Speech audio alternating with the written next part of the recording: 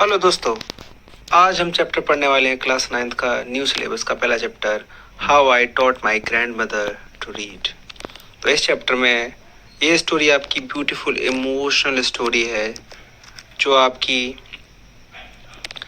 सुधा मूर्ति द्वारा लिखी है। इसमें ये इम्पोर्टेंस ऑफ एजुकेशन और डिटर्मिनेशन बताया है एक लेडी का, और deep bond between the grand mother and her grand daughter.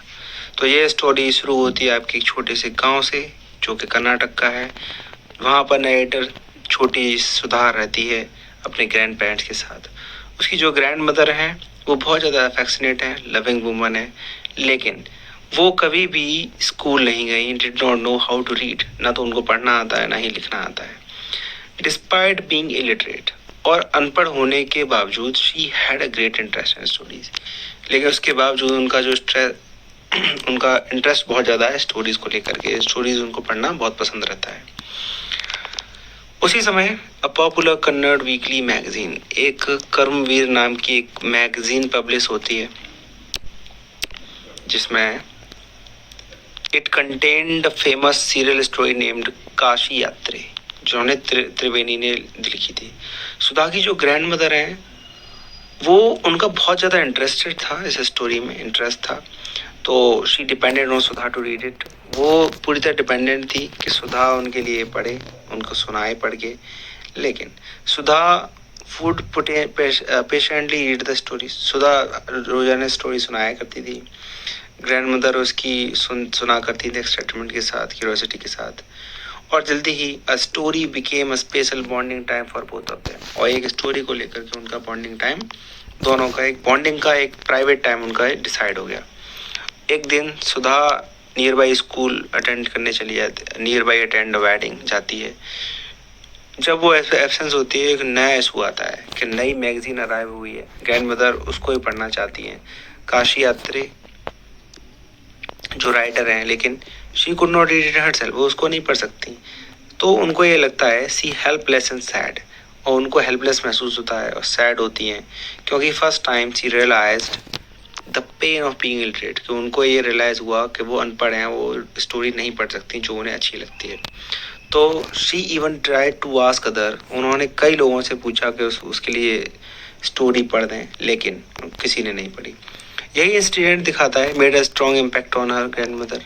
She decided that she would know longer remain independent, कि अब किसी दूसरे पर वो निर्भर नहीं रहेंगी, वो खुद से पढ़ना लिखना सीख जाएंगी। और उसके बाद वो करीब 62 ईयर्स की थी। She made him a decision, वो एक डिसीजन करती हैं। सुधा जब वापस आती है वेडिंग से, her grandmother share her feelings and expressed her desire to become literate. तो वो कहती हैं कि मुझे अब पढ़ना लिखना सीखना है। तो सुधा भी सरप्राइज होती है, लेकिन साथ में थोड़ी खुश होती है। शी अग्रीड, उसने बोला कि मैं तुमको सिखाऊंगी। और पहले दिन से their roles changed, Sudha became the teacher and grandmother became the student. और learning was not easy for grandmother, क्योंकि सीखना ग्रैंड मदर के लिए आसान नहीं था, क्योंकि उनकी एज बहुत ज़्यादा थी। लेकिन उनका डिटर्मिनेशन और डिसिप्लिन इतना ज़्यादा था, तो उन्होंने रोजाना प्रैक्टिस करी। उन्होंने कन्नड़ अल्फ़ाबेट सीखे, slowly begin to recognise words. Sudha आराम से धीरे धीरे प्यार के साथ, डेडिकेशन के साथ उनको पढ़ाया करती थी। और ग्रैंड मदर खुद से एक गोल उन्होंने तैयार किया, टू रीड काशी यात्रे independently by the time of Dussehra, कि दशहरा तक वो काशी यात्रे की जो स्टोरी आई है उसको खुद से पढ़ेंगी। तो उन्होंने एक ऑस्पिशियस टाइम अपनी लर्निंग टिप्स के लिए रखा। फाइनली दिन आता है दशहरे का। Dussehra arrived, it was a proud and emotional moment for them.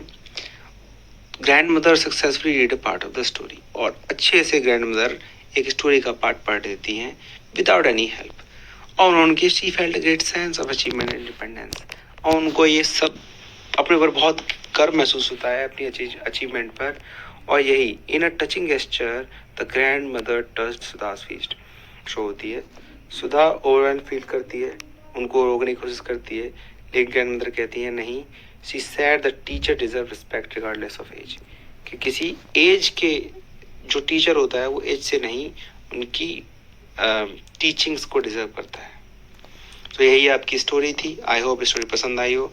Story पसंद आई हो तो चैनल को लाइक करना, सब्सक्राइब करना और शेयर जरूर करना, और कमेंट करना मत भूलना।